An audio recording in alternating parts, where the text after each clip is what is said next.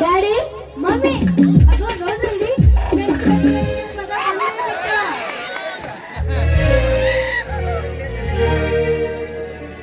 ಅಪ್ಪ ನನಗೆ ಆಶೀರ್ವಾದ ಮಾಡಿ.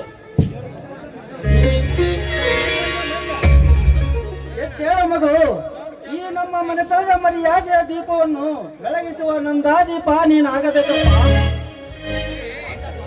ಆಯ್ತಕ್ಕ. ಅಪ್ಪ ಚಿಕ್ಕಪ್ಪ ಎಲ್ಲಿಗೆ ಹೋಗಿದ್ದಾನೆ? ಅವನಿಗೇನಪ್ಪ ಸಡಗರ, ಅದೊಂದು ಟಗರನ್ನು ಹಿಡಿದುಕೊಂಡು ಕಾಳಗಕ್ಕೆ ಹೋಗುವುದೊಂದೇ.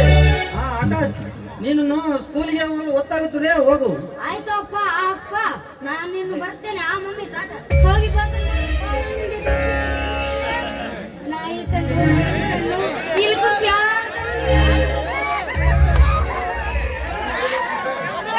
ನಾನಿನ್ನು ಬರ್ತೇನೆ.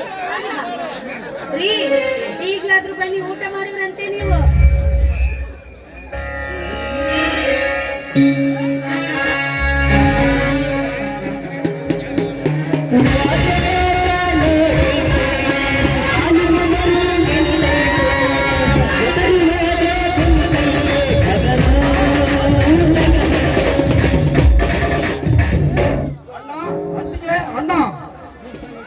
ಬಾರಪ್ಪ ಮೈದನ, ಈಗ ಬಂದೆ ನೀನು.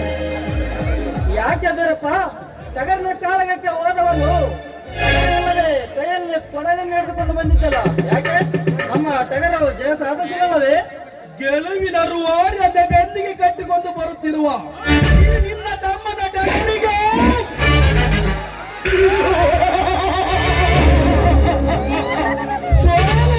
ಸೋಲಿನ ಸುಳಿ ಎಲ್ಲಿಂದ ಸುಳಬೇಕಂದ್ರೆ ನಮ್ಮ ಟಗರು ಪ್ರಥಮ ಅಂತ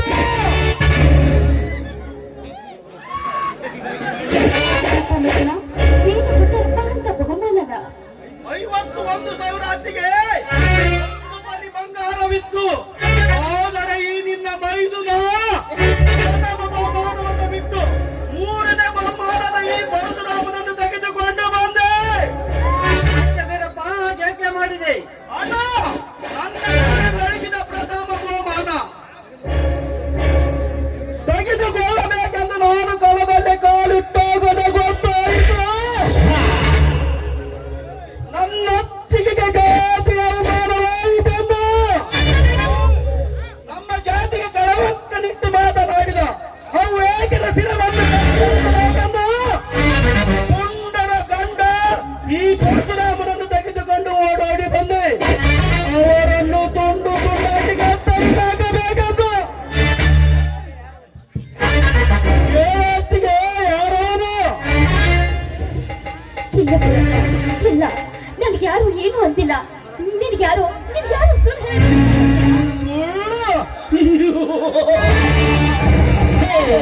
ಸುಳ್ಳಿನ ಶಿಖರವನ್ನು ಕಟ್ಟಿ ವೀರಪ್ಪನ ಮನಸ್ಸು ಶಾಂತಿಗೊಳಿಸಬೇಡ. ಆದರದ ಮಕ್ಕಳ ಹೆಸರನ್ನು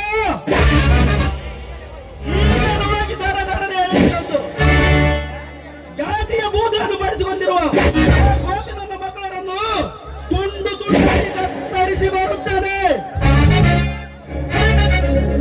ಏನಪ್ಪ, ಸುಮ್ಮನೆ ಕಡ್ಡಿಯನ್ನು ಒಯ್ದು ಗುಡ್ಡವನ್ನು ಮಾಡಬಾರದು. ಸ್ವಲ್ಪ ವಿಷಯಕ್ಕೆ ಈ ರೀತಿ ವಿರಸ ಬೆಳೆಸಿಕೊಂಡರೆ ನಮಗೇನು ಒಳ್ಳೆಯವರೆನ್ನುತ್ತಾರೇನು? ಇದು ಹೆಣ್ಣು ಮಕ್ಕಳ ಜಗಳ. ನಮ್ಮ ಮನೆಯಲ್ಲಿರುವ ಹೆಣ್ಣು ಮಕ್ಕಳಿಗೆ ನಾವೇ ಬುದ್ಧಿ ಕಲಿಸಬೇಕು. ವೀರಪ್ಪ ಅಂದಾಗ ನಾವು ಒಳ್ಳೆಯವರೆನಿಸಿಕೊಳ್ಳುವುದಕ್ಕೆ ಸಾಧ್ಯ. ಅಂದರೆ ಏನಣ್ಣ ನಿನ್ನ ಮಾತಿನ ಅರ್ಥ?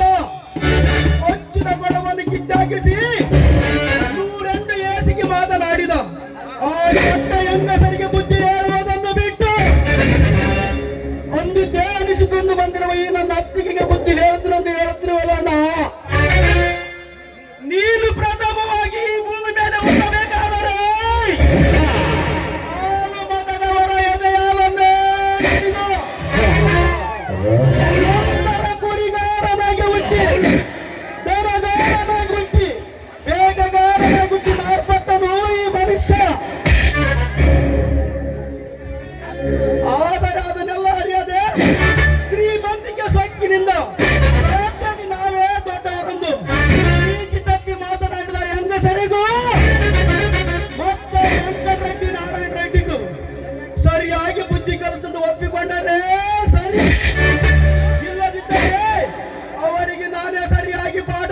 ಭಾರತ